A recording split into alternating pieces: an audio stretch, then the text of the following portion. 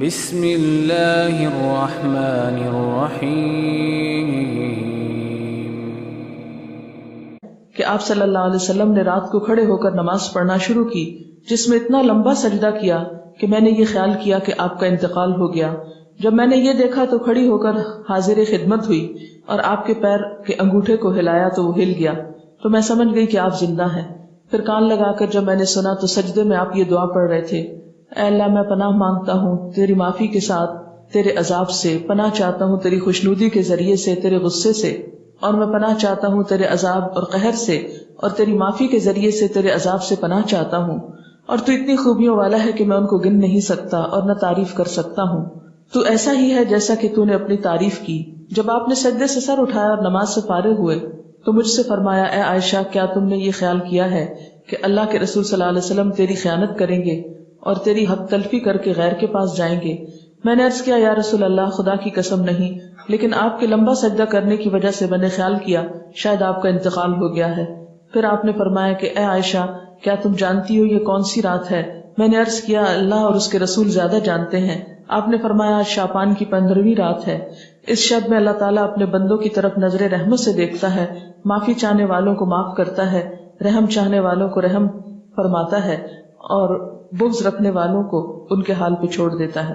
لیکن اس حدیث کی کوئی بھی اصل نہیں، یہ حدیث جو ہے درست نہیں اور اس پر اعتبار نہیں کیا جا سکتا۔ اسی طرح ایک اور اسی قسم کی حدیث جو عام طور پر آپ اخباروں میں پڑھیں گے اور بہت تحریروں میں ہائی لائٹ کر کے یہ باتیں لکھی ہوئی آپ کو ملیں گی، لیکن اس حدیث کی بھی کوئی حقیقت نہیں ہے۔ اور وہ کیا ہے کہ حضرت عائشہ نے بیان کیا کہ رسول اللہ صلی اللہ علیہ وسلم نے فرمایا کہ میرے پاس جبریل تشریف لائے تھے اور فرمایا، آج کی رات شعبان کی 15ویں رات ہے، اس رات میں اللہ تعالیٰ قبیلہ کلب کی بکریوں کے بالوں کے شمار کے برابر دوزخ سے لوگوں کو آزاد کرتا ہے۔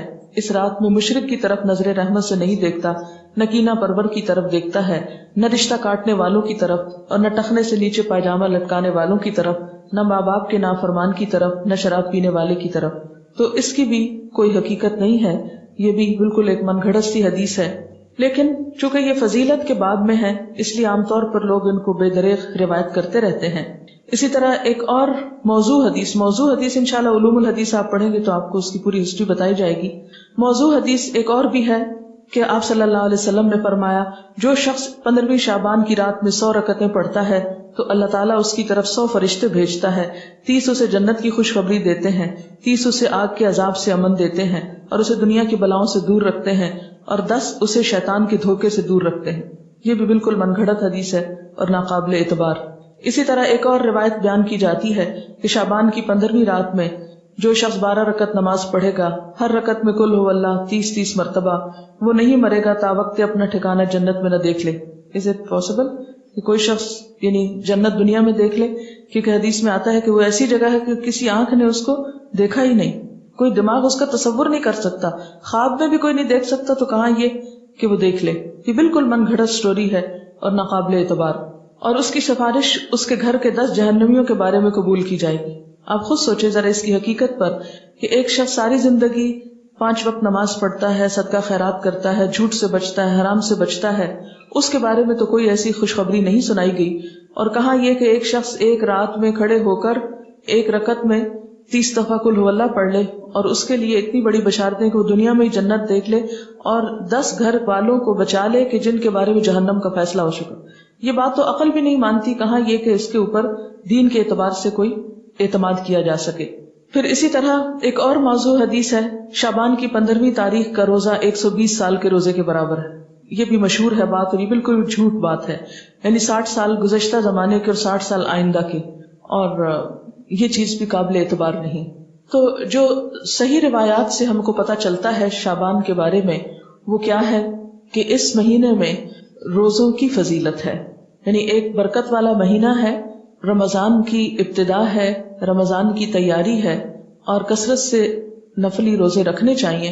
ہاں 15 شعبان کے بعد نفلی روزوں سے بھی روکا گیا ہے تاکہ رمضان کے لیے کمزوری نہ ہو اور رمضان کے روزے چھوٹنے کا اندیشہ نہ ہو۔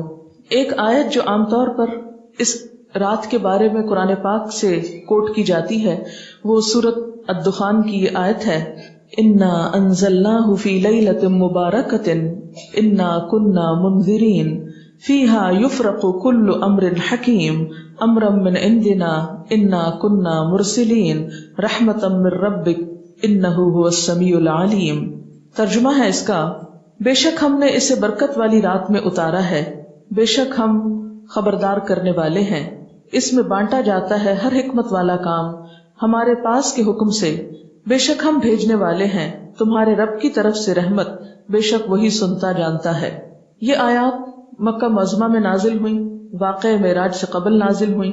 اس وقت 5 وقت نماز بھی فرض نہیں ہوئی تھی، روزے ویسے ہی 2 ہجری میں فرض ہوئے، اور مکہ میں بقی نام کا کوئی قبرستان تک نہ تھا، لہذا جو یہ بات مشہور کی گئی کہ اس رات میں فیصلے ہوتے ہیں، اور حضور صلی اللہ علیہ وسلم سے وہ ایک بہت بڑی روایت منسوب ہے کہ آپ صلی اللہ علیہ وسلم بقی والوں کے پاس رات کے وقت گئے اور وہاں پر آپ نے ان کے لیے دعائے مغفرت کی، تو اس کی کوئی بھی حقیقت نہیں ہے۔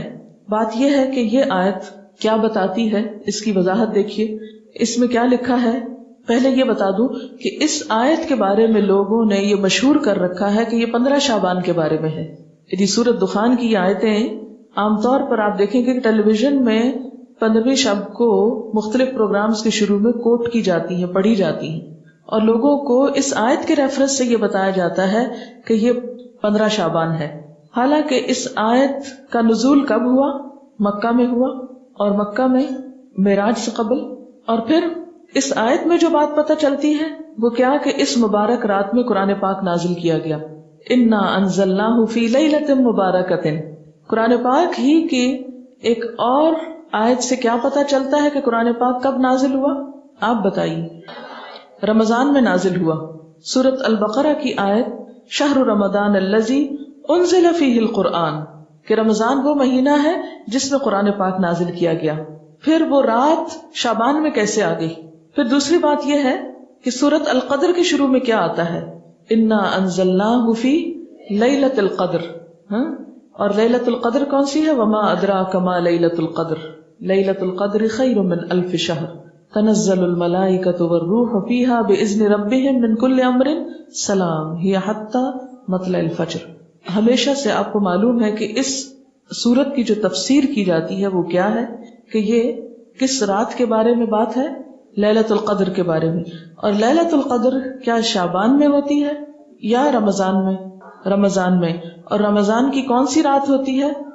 اس کے بارے میں تاکید سے نہیں بتایا گیا کہ کون سی رات، ہاں آخری عشرے کی رات ہے۔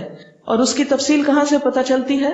حدیث پاک میں ہے کہ ایک مرتبہ آپ صلی اللہ علیہ وسلم گھر سے باہر تشریف لائے، دیکھا کہ 2 شخص باہم جھگڑ رہے تھے، آپ نے ان کی صلح فرمائی، پھر فرمایا کہ میں تمہیں ایک خیر کی بات بتانے نکلا تھا مگر تم جھگڑ رہے تھے، اس لیے میں وہ بات بتانا بھول گیا، صرف اتنا یاد ہے کہ وہ بات یہ تھی کہ وہ رات کب ہے، یعنی میں یہ بتانے کو آ رہا تھا کہ لیلۃ القدر کب ہے، لیکن تمہارے جھگڑے کی وجہ سے وہ مجھ کو بھول گئی، اب مجھے یاد نہیں، بس اتنا یاد رہ گیا کہ وہ برکت والی رات رمضان المبارک کی آخری 5 طاق راتوں میں سے ایک تھی، اب تم اس کو 21، 23، 25، 27 اور 29ویں راتوں میں تلاش کرو۔ یہ بخاری کی روایت ہے۔